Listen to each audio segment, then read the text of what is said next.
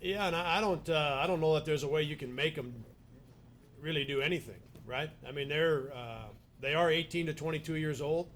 We've got a lot of guys that are 21 and 22 years old, so they're big boys. We watch a lot of film. We do a lot of drills. We got a lot of charts.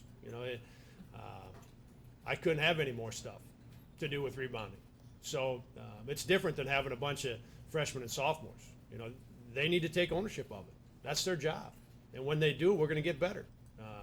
That's part of going through the season. That's part of it, is growing and getting your team better. And so we'll continue to watch the things that we need to. We'll continue to coach the things we need to in terms of rebounding. But at some point, they've got to take ownership for it to really get good. And we're at that point.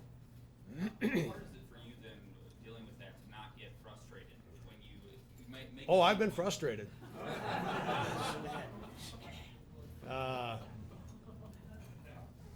Yeah, it's time for that to happen. It is. Is Paul Jesperson in a little bit of a funk, or just? He didn't play as good at Evansville and against Loyola as he had. He didn't play great against North Dakota, and then I think we all probably thought the same thing. He was really good the rest of the non-conference play. Now, he might have had some moments where he wasn't great, but man, he played well all the way through, and he didn't come out of the break playing as well as he did going into the break. And he is an important part of what we're doing. So looking forward to getting him back here Wednesday. Yeah. Part of he's on that bench that's been so good for you in the non-conference. In the last two games, though, it's been your starters. So has it been more about what the starters have done to raise their level, or have the bench guys struggled? I think it's more about conference play. That even though it's the first game of league play, everybody knows everybody. Even though you're in game one and game two. So you get defended differently. The games are a little bit different. And our guys in the starting lineup are all guys that were here last year.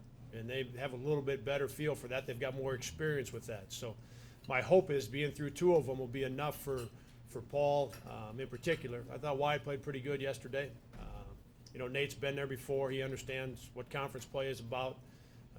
And Wes obviously has been through the league. So I think really it's Paul coming back to life a little bit on Wednesday, and I expect that he will. He's an experienced guy, he's a competitive guy, and I expect he'll be back in there Wednesday.